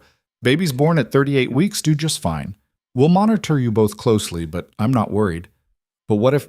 Let's take this one step at a time, the doctor said kindly. Right now you're doing great. Just keep breathing. The next 8 hours were a blur of pain, fear, and waiting. Adrian stayed by Vivian's side through all of it, holding her hand, wiping her forehead, breathing with her through contractions that got stronger and closer together. She screamed at him twice, apologized once, and told him she loved him more times than he could count. He'd been through this before with Rachel, but it was different this time. He was older, more aware of everything that could go wrong. Every time the monitors beeped, every time a nurse frowned at a reading, his stomach dropped. But he kept his face calm, kept his voice steady, because Vivian needed him to be strong. By 3 in the morning, Vivian was fully dilated and ready to push. The room filled with nurses, the doctor took her position, and Adrian stood beside Vivian's head, holding her hand so tightly he was afraid he might break it. Okay, Vivian, the doctor said. On the next contraction, I need you to push. Vivian nodded, her face slick with sweat, her breathing ragged. The contraction came and she pushed. Adrian had forgotten how brutal childbirth was, how primal and terrifying. Vivian screamed, her whole body straining, and Adrian felt utterly useless, unable to do anything but hold her hand and tell her she was doing great. Again, the doctor said. Big push. Vivian pushed again and again and again. Time lost meaning. There was only the rhythm of contractions, the sound of Vivian's breathing, the doctor's calm instructions, and then, suddenly, a cry. a thin, warbling wail that cut through the room like a knife. "She's here," the doctor said, lifting a tiny, bloody, perfect baby into view. "You did it, Vivian. She's here." Vivian collapsed back against the pillows, sobbing, and Adrian stared at the tiny person in the doctor's hands, unable to process what he was seeing. A baby. Their baby. She was real. The nurses whisked Emma away to clean her up, and Adrian stood frozen, torn between staying with Vivian and following his daughter. Vivian saw his hesitation and pushed at his arm weakly. "Go," she whispered. "Go see her." He crossed the room on shaking legs and watched as the nurses measured Emma, weighed her, wrapped her in a blanket. She was so small, barely 6 pounds, with a shock of dark hair and lungs that worked just fine based on the volume of her crying. "She's healthy," one of the nurses said, smiling. 10 fingers, 10 toes, strong heartbeat. She's perfect." Adrian reached out and touched Emma's tiny hand, and her fingers curled reflexively around his. Something broke open in his chest, a flood of love so intense it staggered him. "Hi, sweetheart," he whispered. "I'm your dad." Emma stopped crying for just a moment, her eyes dark and unfocused, turning in the direction of his voice. Then she started wailing again, and Adrian laughed through his tears. They brought Emma over to Vivian, placing her on her chest, and Vivian wrapped her arms around the baby and wept. Adrian sat beside them, one hand on Vivian's shoulder, the other touching Emma's impossibly soft hair, and felt the weight of the last year crash over him. They'd done it. Against all odds, through all the fear and doubt and grief, they'd actually done it. "She's beautiful," Vivian whispered, staring down at Emma like she couldn't believe she was real. "She looks like you." "She has your nose." Adrian looked closer. "Poor kid." Vivian laughed, exhausted and radiant. "I love you. I love you too. Both of you." They stayed like that for a long time, the three of them, until the nurses came to take Emma for more tests, and Vivian finally allowed herself to sleep.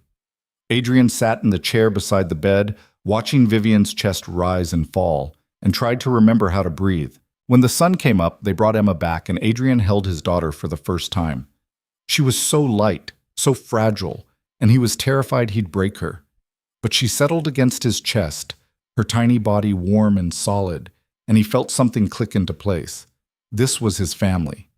Messy, complicated, built from broken pieces. But it was his.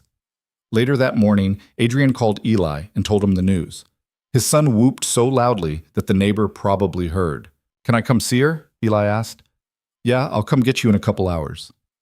When Eli arrived at the hospital, he was practically vibrating with excitement. He burst into the room, skidded to a stop when he saw Vivian in the bed, and immediately became quiet and careful. "Hey, buddy," Vivian said, smiling tiredly. "Come meet your sister." Eli approached slowly, staring at the bundle in Vivian's arms, like it might explode. "She's so small." "She is, but she's tough, just like you. Can I hold her?" Adrian helped Eli into a chair and carefully transferred Emma into his arms, supporting her head. Eli held perfectly still, his eyes wide, staring down at his baby sister like she was made of glass. "Hi, Emma," he whispered. "I'm Eli. I'm your big brother. I'm going to teach you stuff and protect you and make sure nobody's mean to you." Emma yawned, and Eli gasped. "Did you see that?" She yawned. Adrian and Vivian exchanged a look, and Adrian felt his throat tighten. This was it.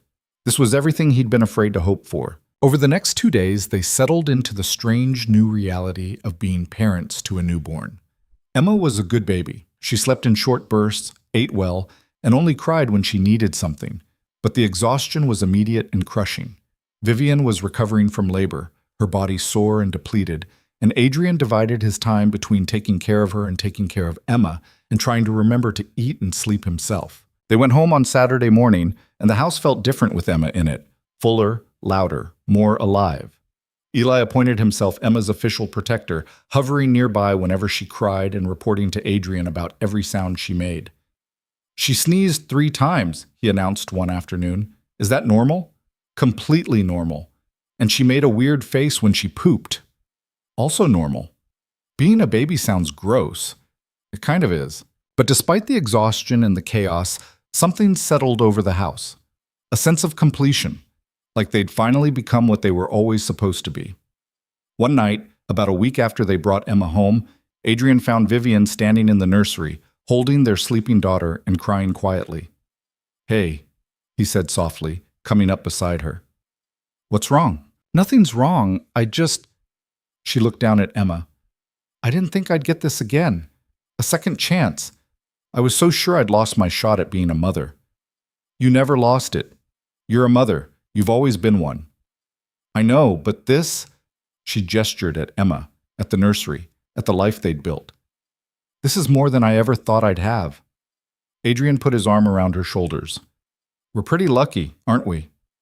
"Yeah, we really are." They stood there together in the dim light, watching Emma sleep, and Adrian thought about the woman who'd knocked on his door in the rain all those months ago. The desperate stranger asking for the impossible. He'd said yes without knowing what it would cost, what it would give him, how completely it would change everything. And he'd do it again in a heartbeat. "Adrian?" Vivian said quietly. "Yeah?" "Thank you." "For what?" "For taking a chance on me. On us." He kissed the side of her head.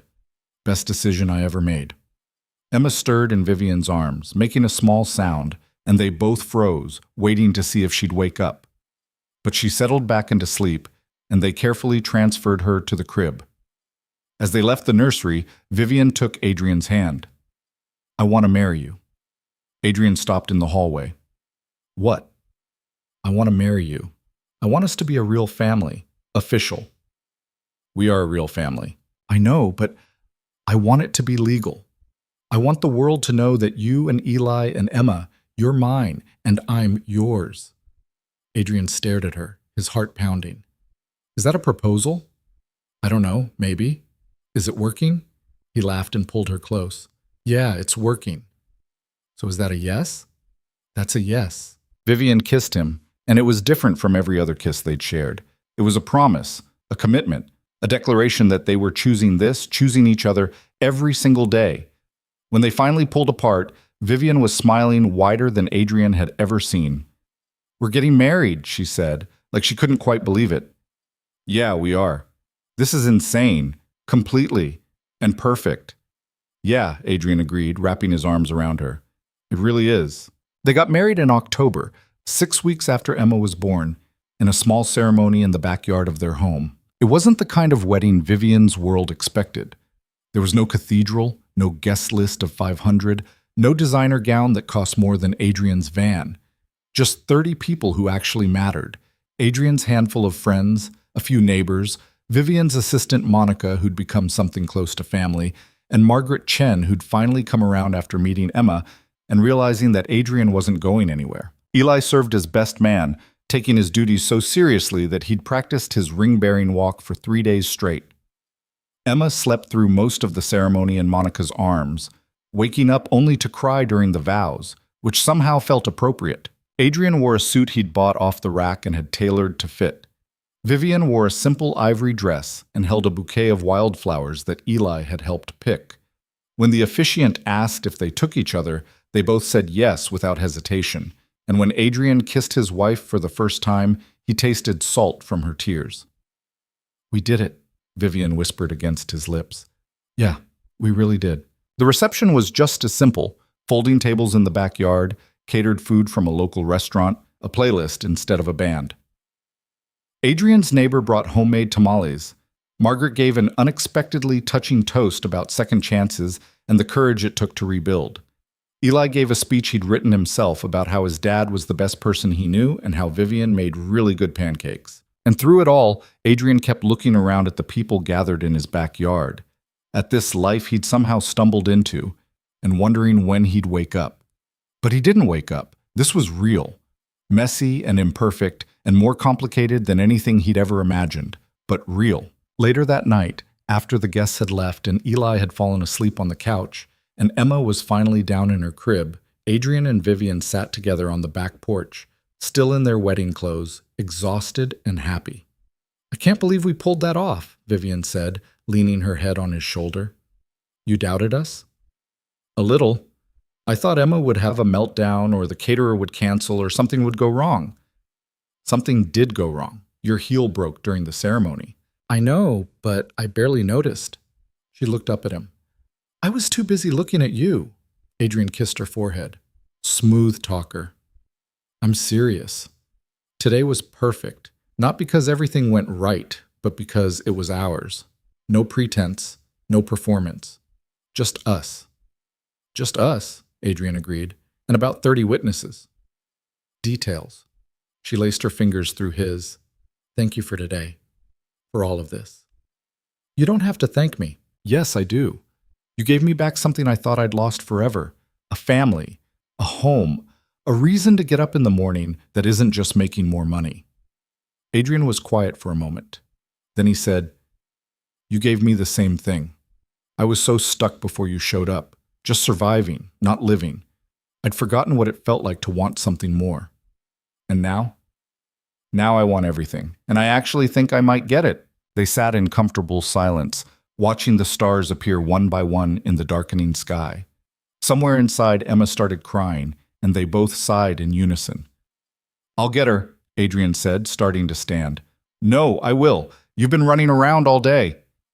Vivian kissed him quickly and headed inside, and Adrian watched her go, still half convinced this was all a dream. But it wasn't. This was his life now. The first few months of marriage were harder than either of them expected. Not because they didn't love each other, but because merging two lives into one cohesive whole turned out to be more complicated than they'd anticipated. Vivian was used to control, to having systems and schedules and everything in its proper place. Adrian was more flexible, more willing to improvise, comfortable with a certain level of chaos.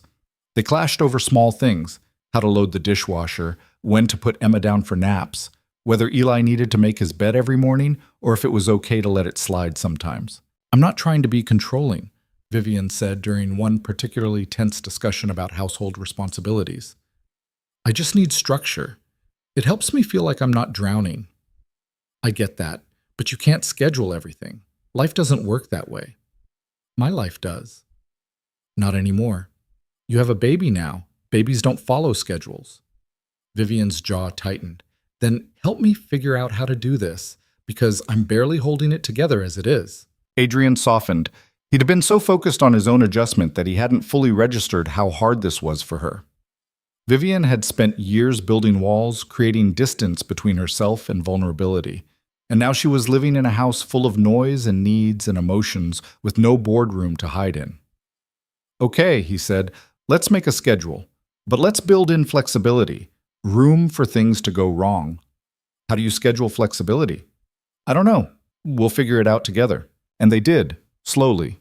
They created routines that worked for both of them, divided up responsibilities in a way that felt fair, carved out time for each of them to decompress when the chaos got too heavy.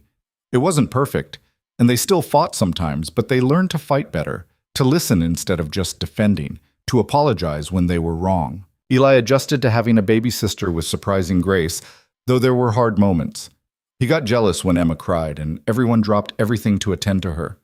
He acted out a few times, testing boundaries, seeing if Adrian would still choose him now that there was another child in the picture. One night, after Eli had thrown a tantrum about homework and slammed his bedroom door, Adrian sat down outside the door and waited.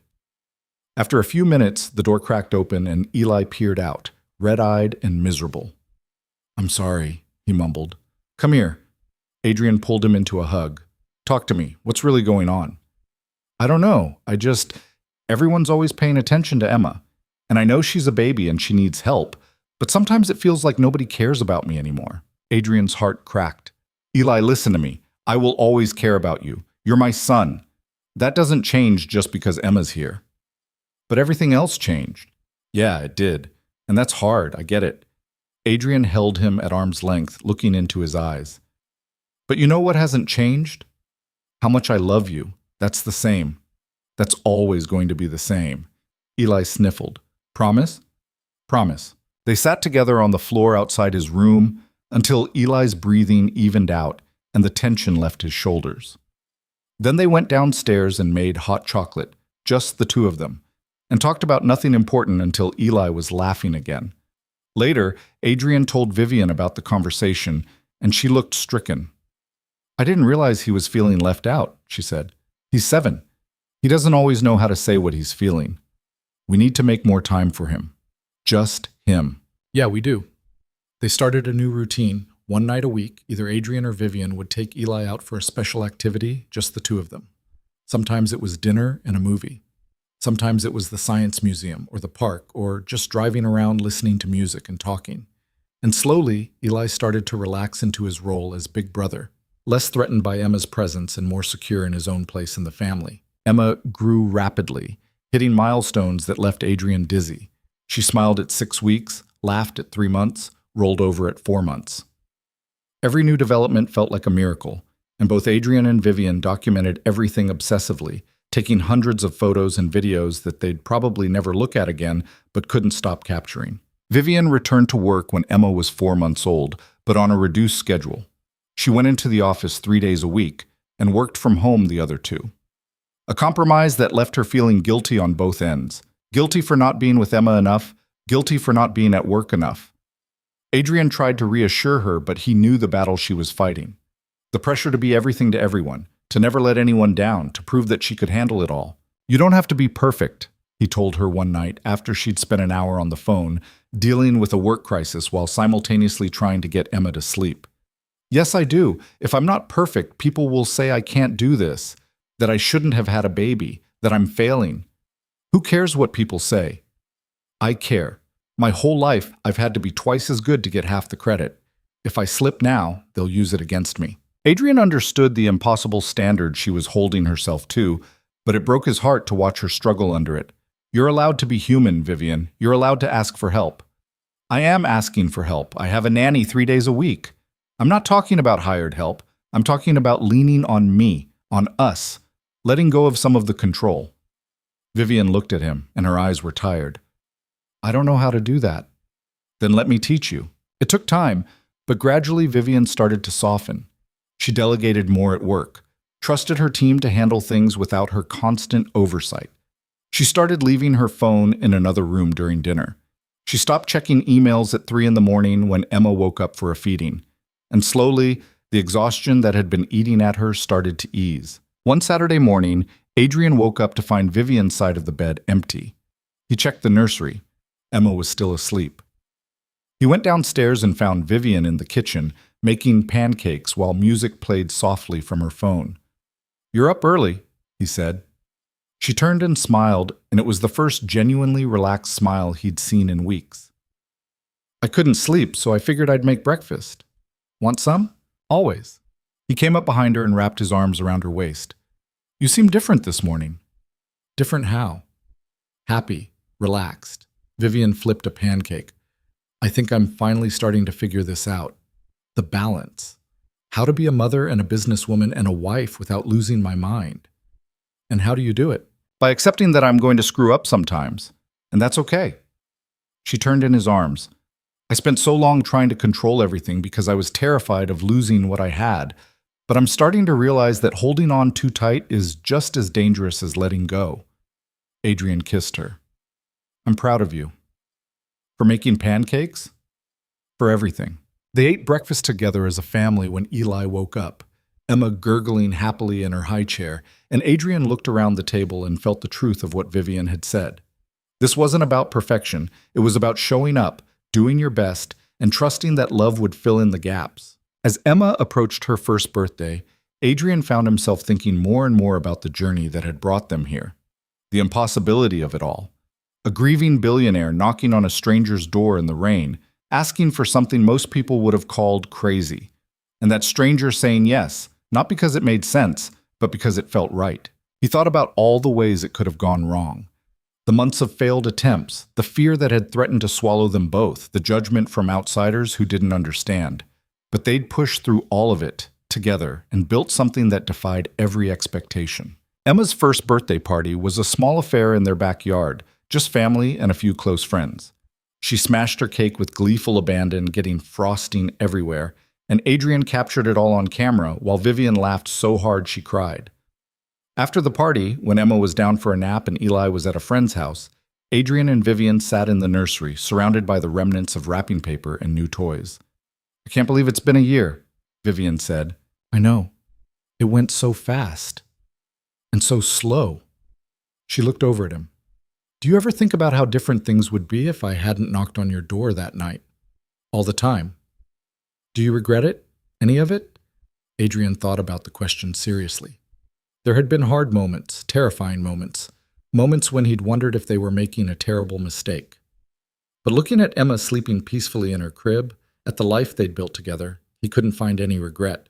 No, he said. Not for a second. Vivian took his hand. Me neither.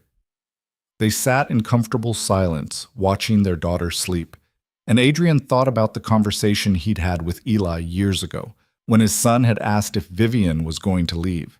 He'd promised she wouldn't, and he'd meant it. But now he understood that the promise wasn't just about physical presence. It was about commitment, about choosing each other every day, even when it was hard. That's what family was, he realized. Not perfection, not some idealized version of happiness, but the willingness to show up for each other, to weather the storms together, to forgive the mistakes and celebrate the victories and keep building even when the foundation felt shaky. As the year turned and Emma started walking and talking and developing a personality that was equal parts Adrian's stubbornness and Vivian's determination, the family settled into a rhythm that felt sustainable. Adrian's business grew as word spread about his reliability and fair prices. Vivian found new passion in her work, focusing on projects that mattered instead of just chasing profits. Eli thrived in school, confident and kind, secure in his place as the beloved big brother. There were still hard days, days when Emma wouldn't stop crying, and Eli acted out and Vivian got overwhelmed, and Adrian felt the weight of holding everyone together pressing down on his shoulders. But they learned to lean on each other during those days, to ask for help before they broke, to remember that struggling didn't mean failing. One evening in spring, 2 years after Vivian had first knocked on Adrian's door, they sat on their back porch after the kids were asleep, sharing a bottle of wine and watching the sunset paint the sky in shades of orange and pink. Do you remember what you said to me that first night? Vivian asked. When I told you what I wanted? I said a lot of things, most of them probably stupid. She smiled. You said you needed time, that you had to think about what it would mean for Eli, for all of us. Yeah, I remember. If you could go back and talk to that version of yourself, what would you tell him? Adrian thought about it, taking a sip of wine.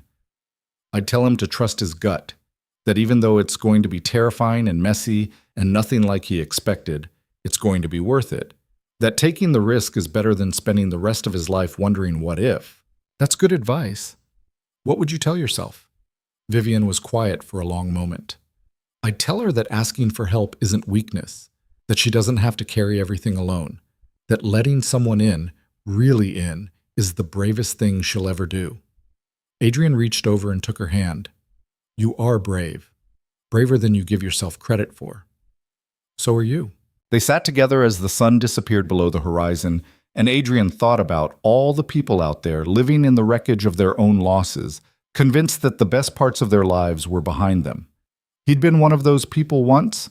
He'd believed that his capacity for love had died with Rachel, that the most he could hope for was survival. But Vivian had shown him otherwise.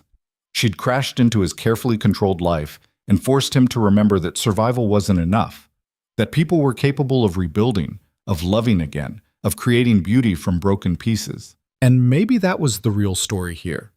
Not the dramatic setup of a billionaire and a single father making an impossible arrangement, but the quiet truth underneath it, that grief doesn't have to be the end. That loss can hollow you out, but it can also make space for something new. That sometimes the people we need most show up in the least expected ways, at the worst possible times, asking for things we're terrified to give. And that saying yes, even when you're scared, even when it doesn't make sense, can lead you somewhere you never imagined you'd get to go. Adrian thought about his son, growing up in a house full of love and second chances, learning that families came in all shapes and sizes, and that what mattered wasn't the circumstances of how you came together, but the choice to stay together. He thought about Emma, who would grow up knowing she was wanted, chosen, fought for, that her very existence was proof that good things could rise from grief. And he thought about himself and Vivian, two people who'd lost everything and somehow found each other in the ruins, building a life that neither of them could have predicted, but both of them desperately needed. Thank you, Vivian said suddenly. For what? For saying yes. For taking a chance on me when you had every reason to say no. Adrian squeezed her hand. You're the one who took the bigger risk. You knocked on a stranger's door and asked for the impossible. And you gave it to me. You gave me everything. We gave each other everything, Adrian corrected. That's how this works. She leaned her head on his shoulder, and they watched the stars begin to appear in the darkening sky. Inside the house, Emma started crying, probably needing a diaper change or comfort after a bad dream. Adrian started to get up, but Vivian put a hand on his arm. "I'll get her," she said. "You stay here. Enjoy the quiet for another minute." She kissed him and went inside, and Adrian sat alone on the porch, listening to the sounds of his family. Vivian's soft voice soothing Emma, the creak of floorboards as she walked to the nursery, the gentle hum of the house settling into night. This was his life now. Not the one he'd planned, not the one he'd thought he wanted, but the one he'd somehow found anyway. It was messy and complicated and full of unexpected challenges, but it was also full of love, full of laughter, full of moments like this where everything aligned just right and he could see clearly how far they'd all come. Adrian had learned something in the last 2 years, something he wished he could go back and tell his younger self when Rachel died and the world went dark. He'd learned that the human heart was more resilient than anyone gave it credit for, that it could break completely, shatter into pieces so small you couldn't imagine ever putting them back together, and still somehow find a way to beat again. Not the same way. Never the same way. But in a new rhythm, a different pattern, one that honored what was lost while making space for what was still to come. That was the gift grief gave you, if you survived it long enough. The understanding that love wasn't a finite resource, that opening yourself up to hurt again didn't diminish what you'd had before, that you could carry your losses with you and still move forward, still build new things, still choose joy. Vivian came back outside. Emma settled and sleeping again and sat down beside him. "What are you thinking about?" "Everything. Nothing. How lucky we are." "We are lucky, aren't we?" "Ridiculously lucky." She rested her head on his shoulder again. "I love you, Adrian Cole." "I love you too." And sitting there in the dark with his wife beside him and his children sleeping safely inside, and the weight of the past no longer crushing him but simply present, a part of who he was, Adrian understood something fundamental about the nature of healing. You didn't heal by forgetting. You didn't heal by replacing what you'd lost. You healed by integrating it, by letting it reshape you into someone who could hold both sorrow and joy, without letting either one consume you completely. He thought about Rachel, and for the first time in years, the memory didn't hurt. It was tender, bittersweet, but not painful. She was part of him, part of Eli, part of the foundation that had made him capable of loving Vivian and Emma. And that was okay. That was right. Just like David and Emma, the first Emma, were part of Vivian. They'd shaped her, taught her what love looked like, left an imprint that nothing could erase. And that was okay too. They were building something new, but they weren't erasing anything. They were adding, expanding, creating more room at the table. That's what the best families did, Adrian thought. They made space for imperfection, for complicated histories, for people who came to them broken and needed time to heal. They didn't demand perfection or conformity. They just asked you to show up, to try, to choose each other even when it was hard. "What do you think they'll say about us in 20 years? Vivian asked, breaking into his thoughts. "Who?" "Emma and Eli. When they're grown and looking back at how this family came together. What do you think they'll say?" Adrian considered. "I think Eli will tell some dramatic version where I'm the hero and you're the mysterious stranger who changed everything. And Emma will probably just roll her eyes at both of us." Vivian laughed. "That sounds accurate. But I hope what they'll really say is that we loved them, that we showed up for them, that we gave them a home where they felt safe enough to be themselves, messy and imperfect and human." "That's all I want," Vivian said quietly. "For them to know they're loved." "They will. They do." They sat together until the night grew cold and the wine bottle was empty, talking about everything and nothing, making plans for a future that felt suddenly wide open. And when they finally went inside, locking the doors and checking on the kids one last time before heading to bed, Adrian felt a sense of peace he hadn't felt in years. This was home, this chaotic, imperfect, beautiful mess of a family. These people who'd found each other in the wreckage and decided to build something together. These children who were learning that love could take many forms, that families were made as much as born, that resilience was a gift you gave yourself. As Adrian drifted off to sleep with Vivian curled against him, Emma sleeping soundly in the next room, and Eli safe in his bed down the hall, he understood that this was what happiness looked like. Not the absence of struggle, not the erasure of pain, but the presence of people worth struggling for, worth showing up for, worth choosing every single day, even when it was hard. He'd spent years believing that his best days were behind him, that the most he could hope for was to survive and raise Eli to be a good person. But he'd been wrong. His best days weren't behind him. They were right here, right now, in this messy present that kept surprising him with its capacity for joy. And maybe that was the real lesson in all of this, that you never knew what life was going to bring you, that tragedy could strike without warning, but so could grace, that the knock on your door in the middle of a storm might not be disaster, but opportunity, if you were brave enough to open it. Adrian had opened the door. Vivian had asked the impossible question, and together they'd built something neither of them had dared to dream of. A second chance, a new family, a love that honored the past while reaching toward the future. It wasn't a perfect story. There was no neat ending, no moment where everything resolved and they lived happily ever after without complications. Life didn't work that way. They'd have more struggles, more doubts, more moments of fear and uncertainty. But they'd face them together, as a family. And that made all the difference.